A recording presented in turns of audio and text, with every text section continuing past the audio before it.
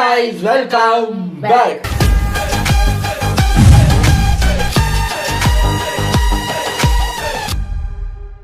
இன்னைக்கு நம்ம magnet facts சேனல்ல இருந்து ஒரு வீடியோ எடுத்துட்டு வந்திருக்கேன்.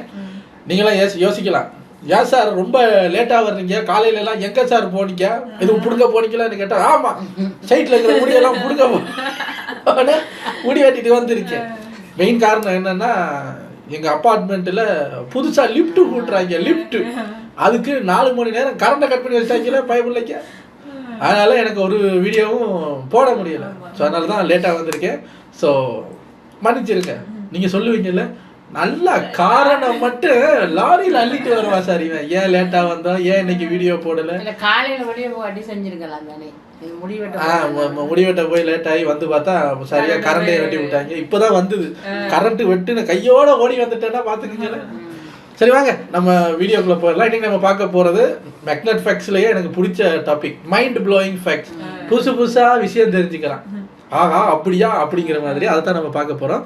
இது ஒரு 8 minutes வீடியோங்கிறதுனால டக்குன்னு பார்த்துட்டு ரெடி. ராட்டில் ஸ்னேக்குங்கிற பாம்போட வால்ல எப்படி சத்தம் வருது, எதுக்காக எல்லா போன்லயும் லெஃப்ட் சைட்லயும் டைம் இருக்கு, இந்த நாய் மேல ஏன் போலீஸ் ஸ்டேஷன்ல கேஸ் இருக்கு, எதுக்காக முட்டை நான்வெஜ்ஜா வெஜ்ஜான்னு ஒரே குழப்பமா இருக்குன்னு விடை தெரியாத பலரும் அறியாத ஏகப்பட்ட கேள்விகளுக்கு வியக்க வைக்கிற மாதிரி விளக்கங்களோட பதில கொடுக்க போறதா இந்த வீடியோ. ஆச்சரியப்படுத்துற ஏகப்பட்ட மேட்டர்கள் உள்ள அடங்கி இருக்குங்கிறதுனால வெல்கம் டு த வீடியோ. இதுதான் உங்க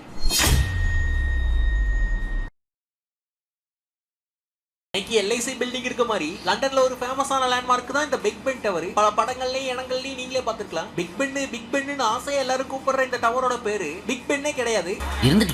ஆக்சுவலா ஆரம்ப காலத்துல கிளாக் டவர்னு அழைக்கப்பட்ட இது பிறகு எலிசபெத் ராணியோட சில்வர் ஜூப்ளியை முன்னிட்டு எலிசபெத் டவர்னு பேரை மாத்தி வைக்கப்பட்டது. அதோட பிக் பென்ங்கிறது இதுல இருக்க அந்த கடிகாரத்தோட பேரு. மகாராணியை போற்ற விதமா அந்த டவருக்கு எலிசபெத் டவர்னு பேர் வச்சாங்கன்றது அந்த ஊர்ல இருக்க ஏகப்பட்ட பேருக்கே தெரியாது, அவனுக்கே தெரியாது. கையில மொபைலோட யோசிச்சு பாருங்க.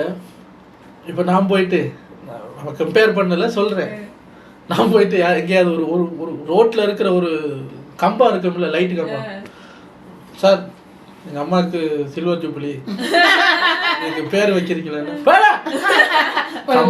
அதான் ஒரு மூத்திர சத்துக்கு கூட பேர் வைக்க முடியாது போறேன். அந்த அம்மா சில்வர் ஜூப்ளி வயசு வரைக்கும் வாழ்ந்ததுக்கு அந்த டவருக்கே பேரை வச்சிருக்காங்கன்னா இது எப்படி தெரியுமா, யாரும் வைக்கிறது இல்லை, இவங்களே வச்சுக்கிறாங்க. ஏன்னா அங்க இவங்களுக்கு மேல யாரும் இல்ல வச்சுவிட்டு மக்கள் கொடுத்த பேர் அதான் காணாமலே போயிடுச்சு. அம்மா சில்வர் ஜூப்ளி அம்மா இதெல்லாம் நிறைய பார்த்தாச்சு. எல்லா மனிதர்களும் பயன்படுத்துற முக்கியமான ஃபீச்சர்ல ஒண்ணுதான் ஆளாந்த மொபைலே அதிர வைக்கிற அந்த வைப்ரேட் மோட். போட்ட உடனே சும்மா அதிருது இல்ல, ரிங்டோன் இல்லாத நேரத்துல போன் வரத ஹிண்டோன் கொடுக்கறோங்கிறத போன்ல வேலையை பார்க்குற இந்த வைப்ரேஷன் எதுல இருந்து வருது, பல வெரைட்டியான சத்தங்களை கொடுக்குற ஸ்பீக்கர்ல இருந்தா. போனே ஆடி போக வைக்கிற இந்த வைப்ரேஷனுக்கு ஒட்டுமொத்த பொறுப்பை எடுத்துக்கிறது உள்ள இருக்க இந்த சின்ன மோட்டர் தான். இதோட சுற்ற பகுதியில் அட்டாச் பண்ணி இருக்க ஒரு சமன் இல்லாத வெயிட்டால அது ஆக்டிவேட் ஆகி ஒரு அதிர்ச்சியான ஆட்டத்தை கொடுக்கும். முக்கியமான மீட்டிங்கள், தியேட்டர்கள்னு அமைதி காக்க வேண்டிய இடங்கள்ல ரிங்டோன் வரது தொந்தரவா இருக்குங்க போதுதான் 1996ல வந்த மோட்டரோலா ஸ்டார் டாக்ங்கிற போன்ல இந்த ஃபீச்சரை ஃபர்ஸ்ட் விட்டாங்க. அது ஹிட் ஆனதுதான் இன்னைக்கு வரைக்கும் பல பாக்கெட்டுகளை அதிர வைக்குது.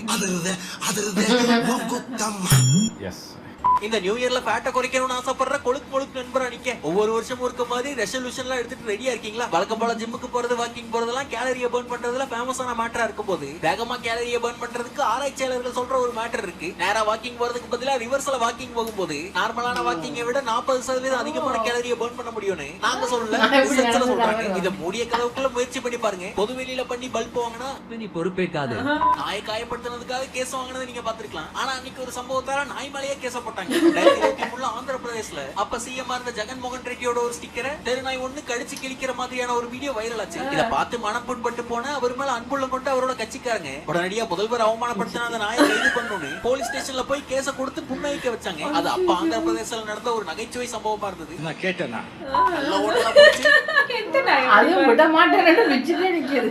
வடிவேல் சொல்ற மாதிரிதாங்க. அதுக்கு தமிழ் தெரியுமா, ஹிந்தி தெரியுமா, இங்கிலீஷ் தெரியுமா, வந்தா பிச்சுக்கிட்டு போ தாயா தெரியும் அப்படிங்கிற மாதிரி நாய்க்கு என்னங்க தெரியும். ஆனா அவங்க கேஸ் போட்டது வந்து நாய் மேல இல்ல, இந்த நாய்க்கு எவனோ ட்ரைனிங் கொடுத்து அதை பிக்கிற மாதிரி பிக்க வச்சு ரெக்கார்ட் பண்ணிட்டு இருந்தான். பாத்தியா நாயெல்லாம் பிக்குதுன்னு எவனோ பார்த்த ஒரு வேலைக்கு அவனை யாருன்னு தெரியல, அவனுக்கு பதிலா ஃப்ரேம்ல இருக்கிறவனை பழி வாங்கிடு. வகை வகையா வாங்கி வைத்த நரைச்சிட்டு சோத்துல கரப்பாம்பூச்சி கறந்தது, சாம்பார்ல பெருச்சாடி கறந்ததுன்னு அந்த கடையிலேயே சண்டையை போட்டு பில்ல கட்டாம வர பழைய ட்ரிக் எல்லாம் படத்துல பார்த்திருப்பீங்க. ஆனா அதே மாதிரி ஒரு மேட்டை அப்கிரேட் பண்ணி இந்த அங்கிள் பண்ணிட்டு இருந்திருக்கு. அப்படி 2023 ஸ்பெயின்ல பல ரெஸ்டாரண்ட்கள்லயும் இந்த நபரோட போட்டோவை பகிர்ந்து விடுறாங்க. காரணம் இந்த அந்த வருஷம் மட்டுமே 20க்கு மேல ரெஸ்டாரண்ட்கள்ல பயங்கர காஸ்ட்லியான ஃபுட் ஆர்டர் பண்ணி சாப்பிட்டு முடிச்சதுக்கு அப்புறம் பில்லு கட்டுற நேரத்துல ஹார்ட் அட்டாக்னு சொல்லி எமர்ஜென்சி மெடிக்கல் கண்டிஷன்ங்கிறதுனால எதையும் பத்தி யோசிக்காம அவர் ஆம்புலன்ஸ்ல ஏத்தி விட்டதுக்கு அப்புறமா எந்திரிச்சு ஏப்ப விட்டுட்டு பில்ல கட்டாம 20 பெரிய ரெஸ்டாரண்ட்கள்ல இதே மாதிரி ட்ரிக்கை அவர் ஃபாலோ பண்ண ஒரு இடத்துல இவர் நெஞ்ச பிடிச்சு நடிக்கும் போது சட்டையை பிடிச்சிட்டாங்க. காவல்துறையை கால் பண்ணி ஆளு பண்ண ஃப்ராட் தனத்துக்காக 42 நாளைக்கு ஜெயிலையும் போட்டாங்க. இந்த கதையை தெளிவா விளக்குற மாதிரி மொத்தமா அனிமேஷன் பண்ணி விட்டுருக்கு. இப்ப ஆண் மகனின் அடையாள சின்னமா இருக்க கலகலன்னு காத்தோட்டமா இருக்க ஷார்ட்ஸோ இல்ல கதகதப்பா இருக்க ஜாகர்ஸோ ஏதோ ஒண்ணு எடுத்து இடுப்புல மாட்டும் போது அதுல முன்னாடி 2 டிங்கு டிங்குன்னு ஆடிக்கிட்டு இருக்கும். அதுதான் அதோட நாடா. அவுந்து விழுகாம இருக்கிறதுக்காகவும் அம்சமா பொறுத்துறதுக்காகவும் இழுத்து இறுக்கி கட்டுற இந்த கயிறுகளை கோக்கிறதுக்குன்னே ஒரு மிஷின் வச்சிருக்காங்க ஃபேக்டரிஸ்ல. பாத்துக்கோங்க, இதுதான் அது. ஏகப்பட்ட பேர் பார்த்தது இல்ல. உள்ள பூந்து வெளியே வருது இல்ல. தாமேல போட்ட கேஸுக்காக கைதியை வாதாடுற மாதிரி தமிழ் படங்கள்ல பார்த்திருப்போம். உங்களுக்கு ஆஸ்கர் அவார்ட் எல்லாம் கொடுத்து வெளியே அனுப்புவாங்க. ஆனா அந்த மாதிரி ஒரு சம்பவத்தை உண்மையாலுமே பண்ண ஒரு ரியல் ஹீரோ இவரு. 1989 ஐசக் ரைட் ஜூனியர்ங்கிற இவரை ஒரு போதைப் பொருள் கும்பலுக்கு தலைவனா இருக்காருன்னு பொய்யான குற்றச்சாட்டை சுமத்தி 84 வருஷம் ஜெயில் தண்டனை கொடுத்து அடைச்சிடறாங்க. அடைக்கப்பட்ட இவருக்கு தமிழ குற்றம் இல்லைங்கிறத நிரூபிக்கிறதுக்கு எந்த ஒரு வாய்ப்பும் இல்லாதப்போ அவரோட கடைசி வாய்ப்பா இருந்தது ஜெயில இருந்த லைப்ரரி. அங்க போய் சட்ட புத்தகங்களை ஒவ்வொரு நாளும் படிச்சு சட்டத்தை பத்தி தெரிஞ்சுக்கிட்டு அவர் மேல குற்றம் இல்லைன்னு மேல்முறையீடு பண்றாரு. உள்ள இருந்து 7 வருஷம் அப்படியே உருண்டோட 1996 இவரோட கேஸுக்கான ஹியரிங் வரும்போது படிச்சு கத்துக்கிட்ட கல்வி அறிவையும் சட்ட அறிவையும் வச்சு அவர் கேஸ்ல அவருக்காக அவரே வாதாடி அவர் மேல சுமத்தப்பட்ட குற்றச்சாட்டு பொய்னு நிரூபிச்சதோட அவரை பொய்யான கேஸ்ல உள்ள தள்ளினவங்களையும் மாட்டி வர்றாரு. தன்னோட கேஸ்ல வாதாடி வெளியே வந்தவர் சும்மா இல்ல. யூனிவர்சிட்டியில போய் அபிஷியலா லா படிப்பு முடிச்சு அதுக்கப்புறம் ஒரு லாயர் ஆகி தன்ன மாதிரியே பொய்யான வழக்குல உள்ள போனவங்க எல்லாம் இன்னைக்கு வரைக்கும் வாதாடி வெளியே கொண்டு வந்துட்டு இருக்காரு. படிப்பு மட்டும் நம்ம கிட்ட இருந்து எடுத்துக்கிடவே முடியாது சிதம்பரம். பக்கத்து வீட்டுல இது நல்லா இருக்கு என்ன. ஆனா 7 வருஷம் ஜெயில இருந்தாரு. ஆனா அவர் அந்த அரெஸ்ட் ஆகி ஜெயிலுக்கு போற வரைக்கும் நம்ம ஒரு லாயர் ஆகும்னு கனவுல நினைச்சு அதுவா புஷ் பண்ணிருக்கு. எனக்கும் லோக்கும் சம்மந்தம் இல்லைங்க, எனக்கு இன்ட்ரெஸ்டே இல்லைங்க. இப்போ உனக்கு இன்ட்ரெஸ்ட் வரும்படி எப்படியா பாரு எனக்கு பிடிச்சி ஜெயில போடுறீங்க. இப்போ இன்ட்ரெஸ்ட் வரும்ல, எப்படி எல்லாம் வர வைக்கிறாங்க பாரு இன்ட்ரெஸ்ட். குப்பை நம்ம வீட்டுக்கு முன்னாடி விழுந்தாலே அநியாயத்துக்கு அடிதடி நடக்குங்க போது விண்வெளியில இருந்து ஒரு குப்பை வந்து உங்க வீட்டு மேல விழுந்தா அந்த மாதிரி ஒரு சம்பவம் தான் 2024 புளோரிடால நடந்துச்சு. இன்டர்நேஷனல் ஸ்பேஸ் ஸ்டேஷன் சொல்லப்படுற சர்வதேச விண்வெளி நிலையத்துல இருந்து யூஸ் பண்ணப்பட்ட லித்தியம் அயன் பேட்டரியோட உலோக பாகத்தை கழிவுன்னு ஸ்பேஸ்ல ரிலீஸ் பண்ணி விட அது புளோரிடால இருந்த ஒருத்தவங்களோட வீட்டுல வந்து விழுந்திருக்கு. 3 கிலோ வெயிட்ல வந்து வீட்டுல லேண்ட் ஆன அந்த குப்பைய ஸ்பேஸ் ஸ்டேஷன்ல இருந்து வந்ததுன்னு நாசாவும் கிளைம் பண்ணாங்க. பொதுவா விண்வெளி நிலையத்துல இருந்து திறந்து விடப்படுற கழிவெல்லாம் பூமியோட அட்மாஸ்பியருக்குள்ள நுழையும் போதே எரிஞ்சு கறி காணாம போயிரும் கணக்கு போட்டிருக்காங்க. அதையும் மீறி தப்பிச்ச ஒரு 3 கிலோ துண்டு தான் இவங்க வீட்டோட கூரையில முக்காலி போட்டு உட்கார்ந்து இருக்கு. அந்த வீட்டு உரிமையாளரும் இதுக்காக கேஸ போட நாசாவும் தாழ்மையா மன்னிப்பு கேட்டுக்கிட்டாங்க. சரியா ஒர்க் ஆகாத நேரம் மன்னிப்பு கேட்டு விட்டா எங்க வீட்டுல இருக்கிற யாரோ தலையில வந்து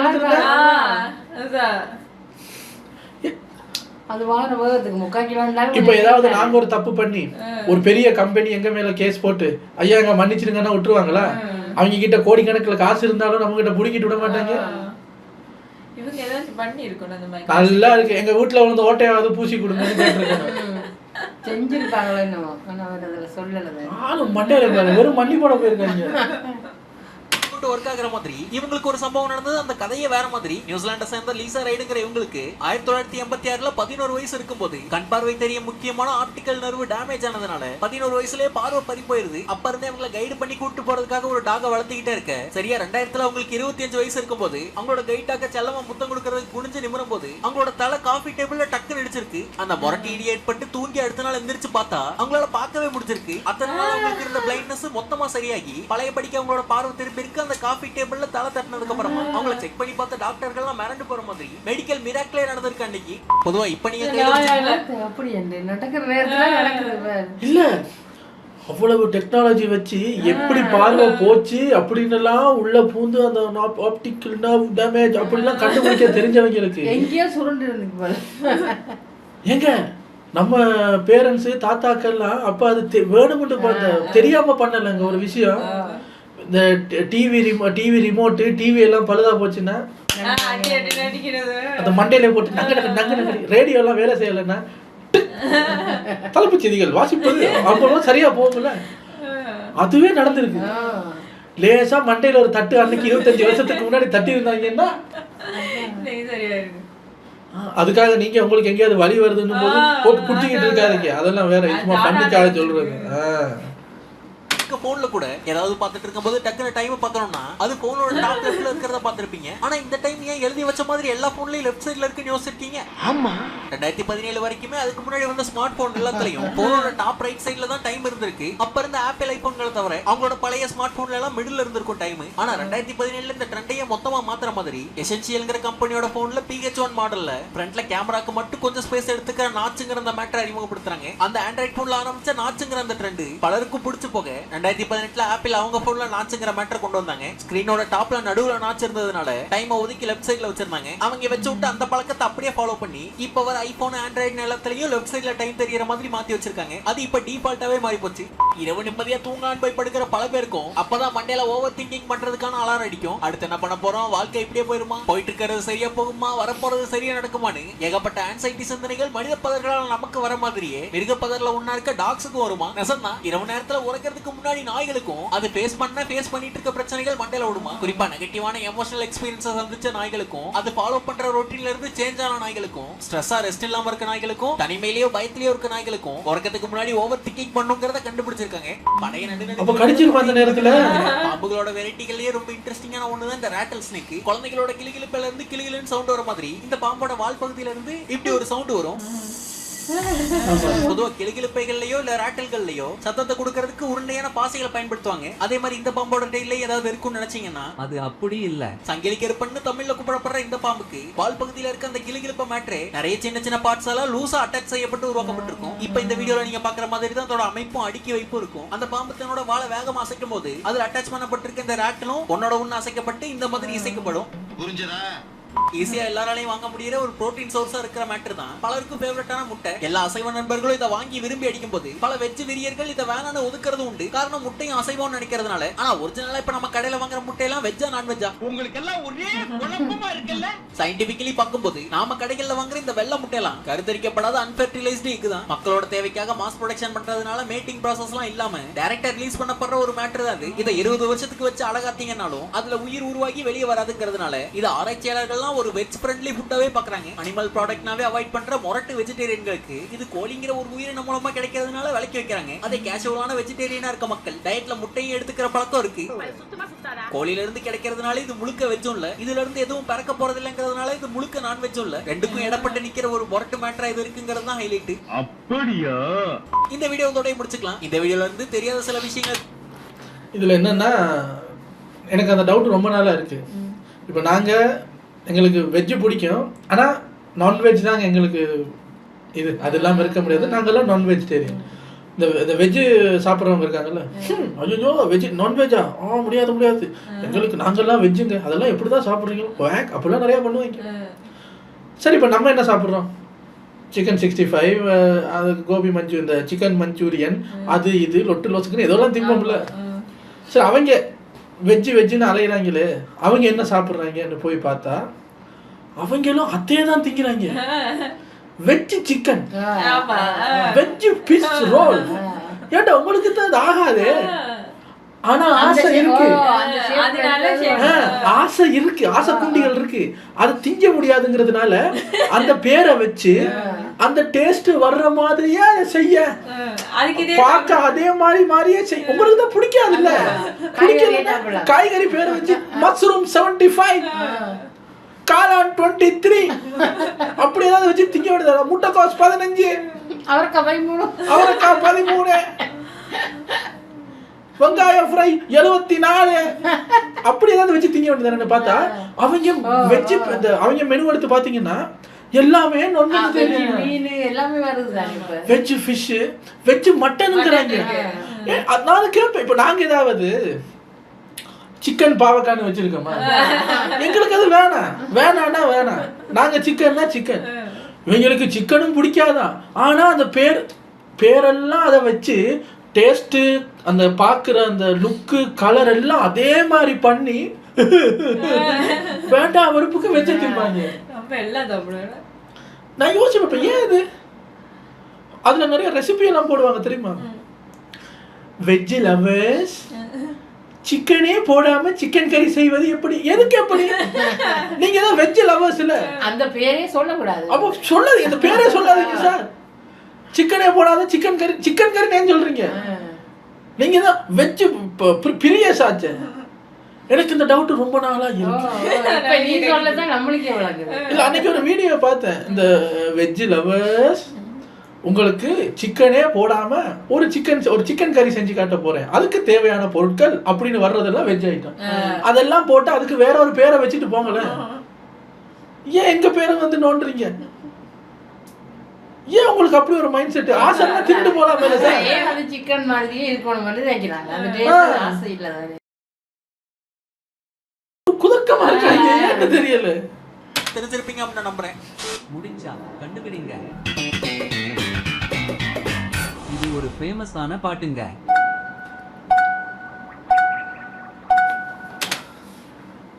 ஏழு புல்லு பூவே. ஏழு புல்லு பூவே பூவேன்னு வருது கடைசியில. எள்ளுவாய பூக்களையவா?